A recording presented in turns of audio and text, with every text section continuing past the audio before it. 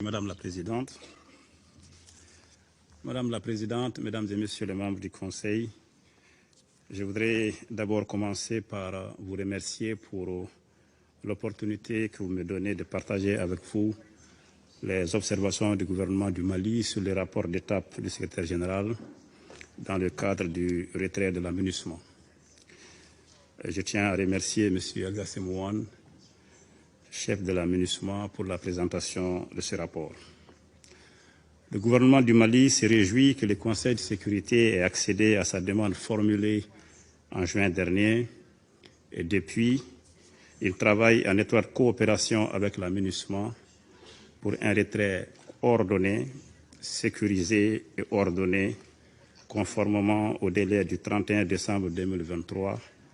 décidé par ce Conseil. Ainsi, dès l'adoption de la résolution 2690, le 30 juin 2023, le gouvernement du Mali a multiplié les concertations avec la MINUSMA, tant au niveau technique que politique, en vue de faciliter et diligenter le processus de retrait de la mission du territoire du Mali. À ce stade de mon propos, je tiens à exprimer la surprise du gouvernement du Mali suite aux affirmations contenues dans les rapports et faisant état des restrictions de vol et de limitations d'importation imposées à la MINUSMA. Les canaux de communication et groupes de travail mis en place à tous les niveaux de décision, ainsi que les contacts directs en cours, ont renforcé significativement le cadre d'échange entre l'administration malienne et la MINUSMA. Ces affirmations sont d'autant plus surprenantes qu'elles sont factuellement sans fondement et objectivement contraires à l'esprit constructif et de coopération que le gouvernement n'a cessé de manifester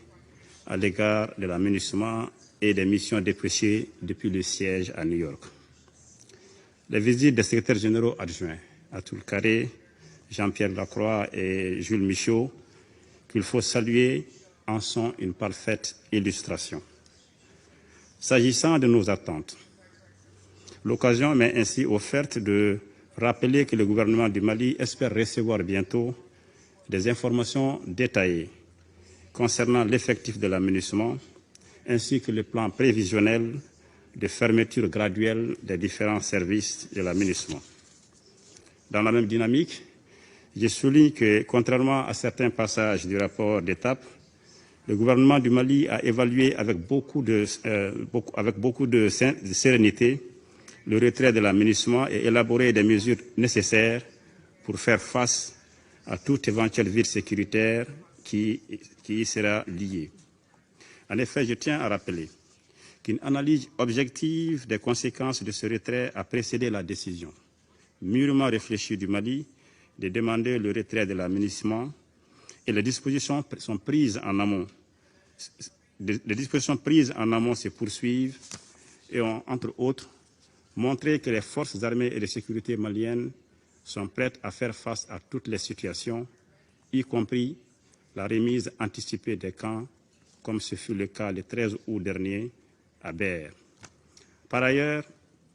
le retrait de la MINUSMA, dont l'inadaptation des mandats au contexte malien a été plusieurs fois relevée par de nombreux membres de l'organisation, découle d'une demande forte des populations maliennes. À ce sujet,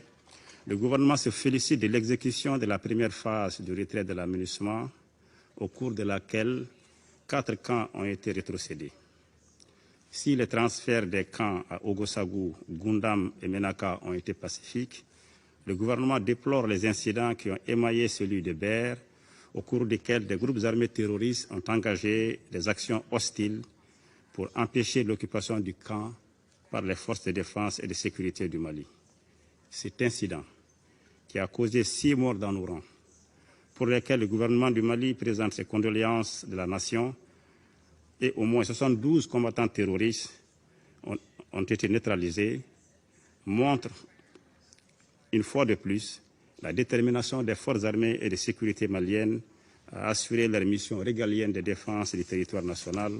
et de protection des populations et leurs biens. Cette détermination du Mali à faire occuper par l'armée malienne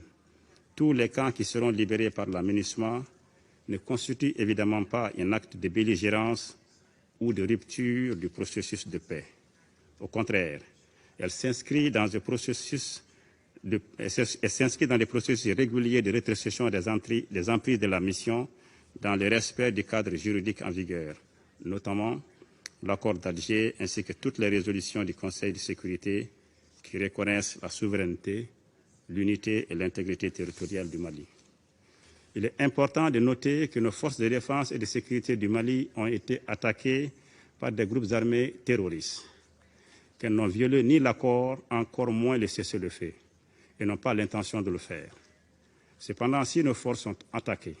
ou empêchées d'accomplir leur mission, elles se verront dans l'obligation de réagir vigoureusement. Le gouvernement entend ainsi poursuivre ses efforts visant à restaurer l'autorité de l'État sur l'ensemble du territoire national afin de sécuriser les personnes et leurs biens et fournir les services sociaux de base aux populations maliennes. Au demeurant, le gouvernement réitère son attachement à la mise en œuvre intelligente et diligente de l'accord pour la paix et la réconciliation au Mali, en collaboration avec les mouvements signataires qui le souhaitent, en vue de rétablir la paix et la stabilité durable au Mali au bénéfice de nos populations. D'ailleurs, j'ai pu vous informer tout à l'heure que le ministre de la Réconciliation, de la Paix et de la Cohésion nationale, chargé de la paix et de la réconciliation au Mali, vient d'inviter les frères des mouvements signataires aujourd'hui même à revenir à la table de négociation en vue de surmonter les défis actuels par la voie du dialogue. Il a réaffirmé par la même occasion, dans ce communiqué, l'attachement du gouvernement du Mali pour la paix et la réconciliation, ainsi que le respect de l'accord de cessez-le-feu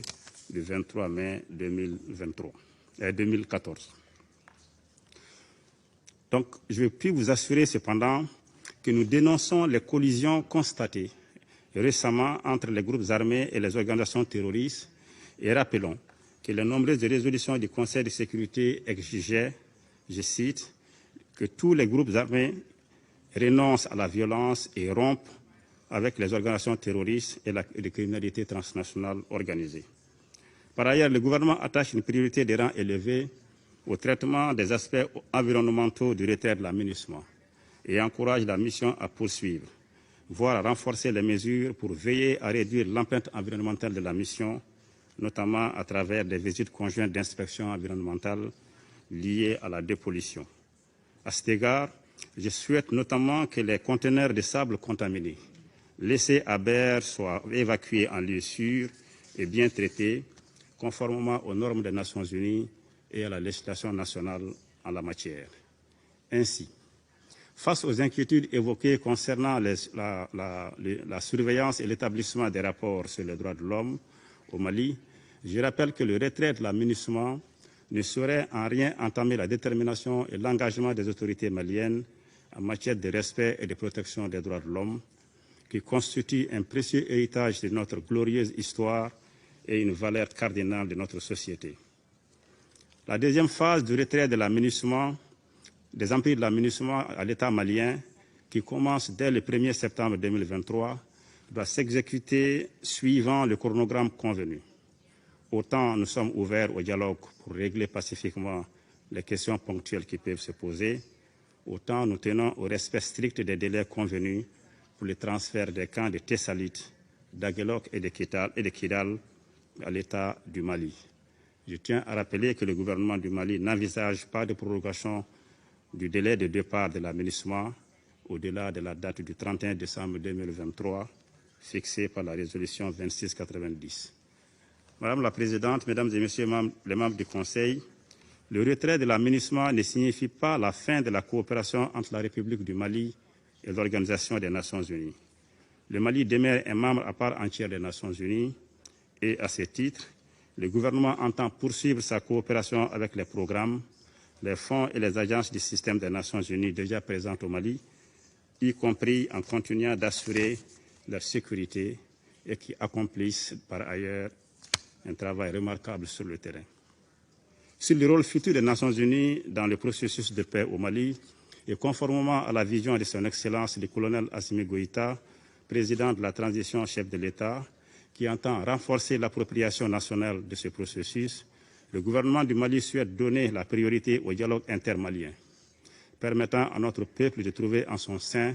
les ressorts et les compromis dynamiques nécessaires à la cohésion nationale et à la réconciliation. Dans cet esprit constructif, le Mali souhaite donner une nouvelle chance aux mesures de confiance.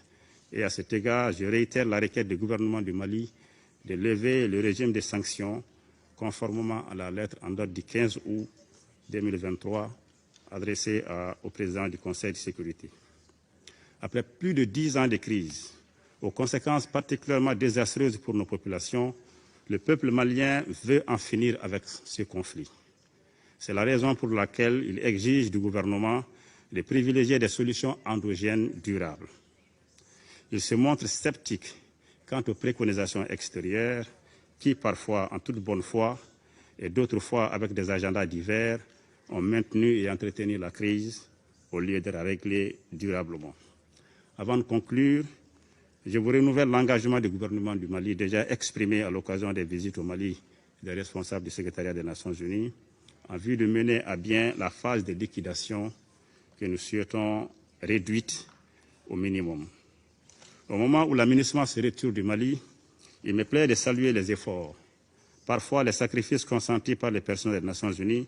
pour aider le Mali à réaliser la paix et la stabilité. Je m'incline devant la mémoire de toutes les victimes de la crise malienne, civiles comme militaires, maliennes comme étrangères, tombées au champ d'honneur au Mali, et je donne l'assurance que le gouvernement ne ménagera aucun effort pour identifier et traduire devant la justice les auteurs d'actes criminels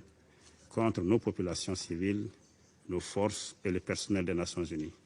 J'adresse mes vifs remerciements à tous les amis du Mali, bilatéraux comme multilatéraux, pour leur soutien appréciable à nos efforts de sortie de crise et de développement. Je vous remercie de votre aimable attention.